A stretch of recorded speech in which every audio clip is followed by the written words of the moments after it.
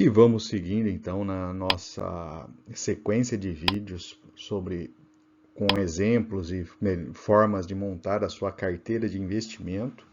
Vamos agora partir para uma carteira de fundos imobiliários e fiagros. Se você não viu, temos o link no canal do primeiro vídeo dessa série, que é uma visão geral de como montar, dividir entre as principais classes de ativo. E também depois a gente já fez um vídeo mostrando as categorias de ações para fazer investimento e um racional ali para montar a sua carteira de investimento. E agora é o terceiro vídeo da série, vamos falar aí de uma classe de ativos que muitos investidores têm adotado no Brasil, tem crescido cada vez mais, inicialmente FIIs, né? E Fiagro, que é uma categoria um pouco mais recente. Vamos falar alguma coisa também, mostrar alguns dados sobre Fiagros. Se o vídeo ajudar em seu estudo, fique à vontade para curtir, compartilhar e se inscrever em nosso canal.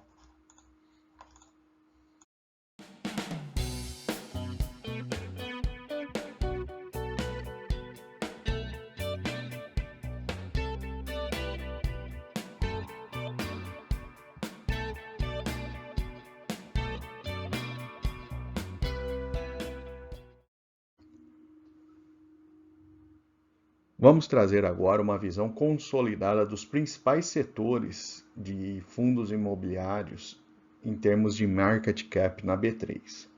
O maior setor, sem sombra de dúvida, são os FIIs de papéis, que são basicamente fundos que investem em dívidas. Então, eles são responsáveis aí por 31% da capitalização total da B3 nessa categoria de FIIs. 18% estão em imóveis industriais e logísticos, que são basicamente aqueles grandes galpões, né, centros de distribuição. Foi uma categoria bastante demandada, principalmente ao longo da pandemia, com o avanço aí do comércio online, né? Temos também lajes corporativas, que representam 12%, foi uma categoria aí que sofreu muito na pandemia. Com essa nova visão aí sobre trabalho remoto, mas ela representa aí 12% do total dos FIIs. 11% está em shoppings, outra categoria que sofreu também durante a pandemia, chegou a valores bastante baixos e agora tem tido uma recuperação tanto em valores de ativos quanto em proventos mensais. E 10% numa categoria que chamamos aí de misto, né? Que é uma categoria que mescla dois tipos ou mais de fundos imobiliários. Então temos mistos, por exemplo, que são lajes mais imóveis logísticos, mistos que são papéis de CRI com outros fundos imobiliários. Então tem essa categoria aí que representa 10% do total.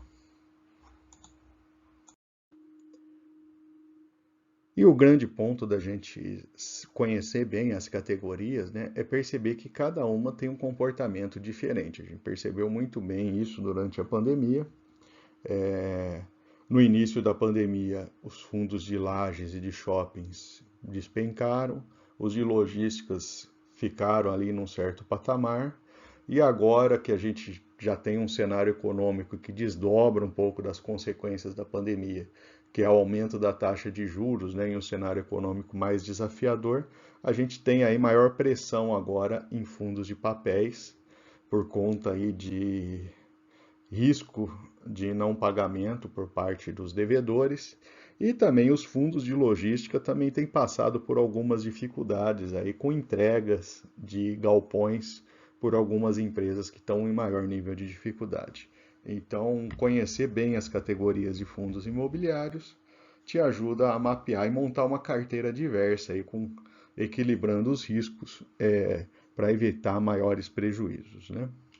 Então, trazendo aqui algumas características, dividend yield na área de papéis é bastante alto. De certa forma, esse fundo ele está repassando também a inflação, né?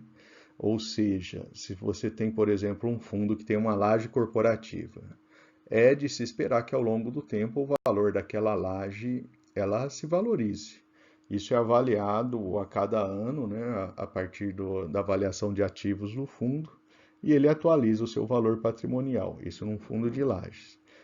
Então há tendência do valor da cota do fundo acompanhar, né, a menos de variações econômicas e outras coisas, acompanhar essa evolução do patrimônio do fundo.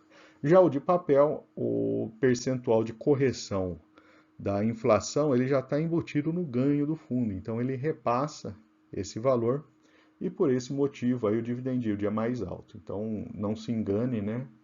É, é um fundo que já está repassando aquele ganho de inflação que você teria, por isso que é mais alto. Relação preço-valor patrimonial 0,86 e liquidez diária na casa de 4,6 milhões, é a maior categoria e também quem tem maior liquidez do conjunto. Lajes corporativas, o valor da cota caiu muito, né, ao longo da pandemia. A gente está num dividend yield de quase 10%. Relação preço-valor patrimonial 0,65, aí a gente percebe o quanto esses fundos, né, sofreram em termos de queda de cota. E a liquidez também caiu, né, está em 600 mil atualmente, liquidez diária. Fundos de logística 9,5%, relação preço-valor patrimonial 0,80 e liquidez de 1,5 milhão. Os fundos mistos, aí a gente percebe que ele sai como quase que uma média dos outros, né? Então, dividend yield de 12,3, preço valor patrimonial 0,79 e 2 milhões de liquidez. Fundos de shopping, eles estão com 7%. Os rendimentos dos fundos de shopping ao longo da pandemia caíram bastante, né? Por conta até dos fechamentos, né, e tal. E aí eles estão recuperando agora estão em retomada. O seu valor de cota está mais próximo da cota patrimonial, 0,96 e liquidez de 1 milhão e 100. E o fundo de fundos, que é uma mistura, né? É um fundo que ele vai investir em diversos outros fundos imobiliários de várias categorias. Está com uma média de 11%, quase, relação preço-valor patrimonial 0,82 e 0,9 milhões. Especialmente nos fundos de papéis e dos fundos de fundos, a gente olhar a relação preço-valor patrimonial nos dá um bom indicativo em termos de preço. Com esse número de 0,82, significa que se você tem um fundo de fundos que investe em outros fundos, que a cota do fundo está a R$ 100, você comprando o fundo de fundo estaria pagando R$ 82 por essa cota. Então, ele dá uma boa ideia em termos de desconto na hora de negociar o fundo. E agora vamos falar um pouco aí dos benefícios do investimento do fundo imobiliário e a sua principal característica, que acho que a grande maioria deles, né, 98, 99% fazem dessa forma, que é o pagamento de proventos mensais. Então, o fato de ele pagar mensalmente te dá uma oportunidade de todo mês estar recebendo esse valor do que você tem investido, olhar para as melhores oportunidades que tem no mercado e reinvestir esse dinheiro. Então, ele ajuda muito por esse compromisso mensal ali. Então, vamos fazer um exemplo aqui, né? Imagine que você queira ter 3 fundos imobiliários aí, representados cada um com uma cor, e essa é a sua visão final de carteira, né? Ou seja, eu quero chegar ao final da carteira e ter 1/3 de cada um desses fundos ali, né? Então, a gente começando no primeiro mês, eu vou lá e compro uma participação ali do fundo laranja. A partir do segundo mês, esse fundo laranja me deu um rendimento e aí eu olhei para o mercado e identifiquei que o fundo amarelo está num preço melhor, tá nos patamares melhores de preço. Vou lá e compro algumas cotas do amarelo. No outro mês, eu olho, vejo que o laranja está num patamar interessante, então compro mais cotas do laranja. No mês seguinte, eu recebendo esses proventos, vou lá e compro um pouco de cotas do verde, por perceber que ele está num patamar interessante. Lembrando que o meu futuro, né, eu quero chegar naquele último gráfico ali da direita, que é ter a quantidade de cotas ali que eu me programei para cada um desses fundos. Essas compras vão evoluindo ao longo do mês e, eventualmente, eu posso ter aportes esporádicos que vão me facilitar e muito, né, chegar na minha visão final da carteira. Então, essa evolução a cada mês, né, permite aí um crescimento, né, e eu acredito que trabalha bastante até o psicológico do investidor, porque ele já investe, começa a ver o retorno do seu investimento no mês seguinte, né, então isso daí permite um bom planejamento financeiro e tem se tornado aí um instrumento bastante interessante para o investidor de maneira geral. Nesta tabela, então, eu trouxe a lista de várias categorias de fundos, entre elas alguns, inclusive, que são tem poucos investidores, até, por exemplo, residenciais, agências de banco, educacional, hospitalar. Mas para trazer uma comparação dessas classes e escolher algumas ali que vão compor a minha carteira. Então, dando esse exemplo aí de construção de uma carteira, a gente vai escolher uma categoria ali que abrange 5 fundos, 5 categorias de fundos. De papéis, fundos de fundos, principalmente aí por conta desse desconto. Lembrando que o fundo de fundo ele tem uma taxa em cima, né, da sua administração.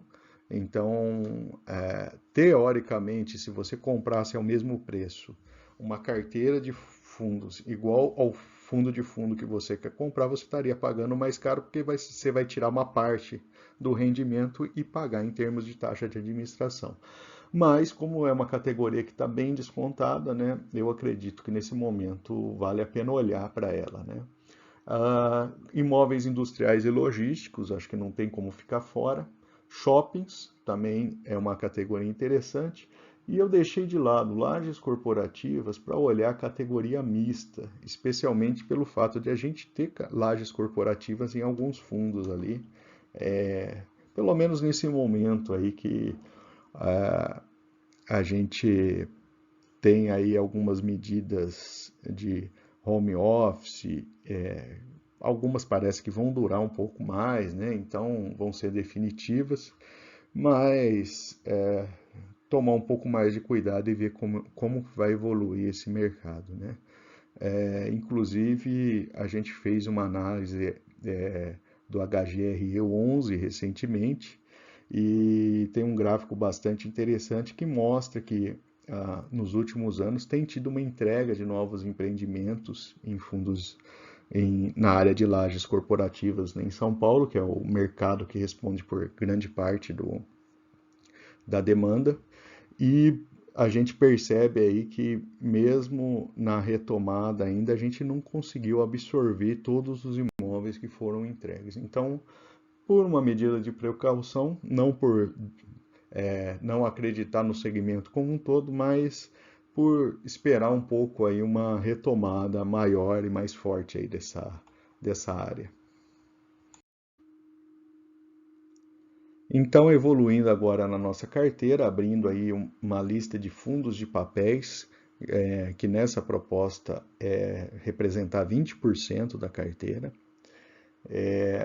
Temos aí diversos fundos, a gente percebe que de maneira geral são fundos que têm uma liquidez diária bastante interessante, então liquidez nesse tipo de fundo não é uma preocupação, mas olhando a relação preço-valor patrimonial chama atenção especialmente o HCTR e o DEVA11, que são dois fundos que sofreram com quedas bastante significativas em termos de valor de cota por conta aí de dificuldades de recebimentos de alguns devedores dos seus papéis. Então, são fundos high yield, né? Que apresentaram aí, né? A gente percebe ali, eles estão batendo com o histórico dos últimos 12 meses, mais de 20% de dividend yield. O que o investidor tem que avaliar é se isso no futuro é sustentável e se podemos ter aí o risco de crédito de outros devedores aí dos seus papéis. Então, esse é o principal ponto. Os outros fundos, eles têm alguns, inclusive, que estão com preço acima do valor patrimonial. Tem que tomar um pouco de cuidado para não comprar muito caro também. E a gente percebe ali que em termos de dividend yield, são dividend yields bastante interessantes. Então essa sugestão da carteira seria escolher três aí dessa tabela, que são fundos de grande patrimônio, né? Apresentam um patrimônio líquido bastante interessante, e tomando cuidado com esses fundos high yield para avaliar os riscos escondidos em cada papel. Dentro das três opções, eu, na minha visão, né, colocando uma visão pessoal, colocaria no máximo um deles, um desses high yield, porque eventualmente pode existir uma possibilidade aí de melhora e aí ele recupera o valor, mas considerando que isso é uma parcela de risco da sua carteira, né? E outros dois fundos aí que pagam direitinho e mantêm uma certa constância no seu pagamento, justamente para gerar aí uma boa renda mensal que vai alimentar ali aquela maquininha de comprar cotas ali que a gente pretende ter na carteira, né? Agora, olhando o segmento de fundos, a posição seria colocar no máximo 10% da carteira nessa categoria, aproveitando esse desconto em relação ao valor patrimonial. Considerando que um fundo de fundo ele tem teoricamente ali uma gestão mais profissional e olhando de maneira muito melhor as oportunidades de mercado do que eu sozinho aqui analisando vários relatórios e tal. Então, teoricamente, né, ele ajudaria a dar um pouco mais de diversificação, um pouco mais de segurança na carteira, mas não colocaria um valor tão alto, justamente por você estar pagando uma taxa em cima desses rendimentos. E aí a sugestão é escolher um, no máximo dois dessa categoria e olhando aí, tomando cuidado aí por pegar justamente fundos que tenham maior porte, né? Não pegar os dois fundos de menor porte aí dessa lista, porque o porte também ajuda a dar uma certa segurança, né? E permite aí ter menores oscilações aí de acordo com o mercado. Agora temos a lista dos fundos de logística industriais, que nessa proposta eles fariam 25% da carteira. Ficar atento que existem alguns fundos ali de menor liquidez, abaixo aí de 1 milhão, alguns até de 400 mil. Eventualmente esse fundo você pode ter um pouco mais de dificuldade de vender na hora que precisar vender a cota, então merece cuidado. Vários deles têm apresentado aí um crescimento interessante do dividend yield nos últimos anos, mesmo passando aí pela pandemia. E temos aí uma distribuição também bastante interessante em termos de dividend yield. E dentro dessa categoria, escolher três fundos do grupo, né? Pelo menos um, né? Mas se você olhar para maior segurança, eu recomendaria dois fundos de maior porte, aí dividindo a categoria aí dos fundos maiores dos menores, né? Então, outro ponto que vale a pena ser avaliado, né, são esses casos recentes aí que a gente teve de ameaças de inadimplência, caso da Tokstok, Americanas, né, ah, enfim, são vários problemas que repercutem nas empresas, né, e acabam respingando ali para os fundos imobiliários que locam imóveis para essas empresas. Se eu tivesse há um ano atrás aqui falando, eu diria que a loja americana é uma grande empresa, né, uma boa pagadora e tal, mas com o problema que a gente teve em janeiro desse ano, e a recuperação judicial da empresa, todo cuidado é pouco, né? Então, vale a pena aí ter um certo cuidado com o risco. Vamos falar de shopping agora. A proposta dentro dessa carteira seria 25% também na área de shoppings. Temos os principais fundos ali nessa tabela e devemos observar alguns pontos ali.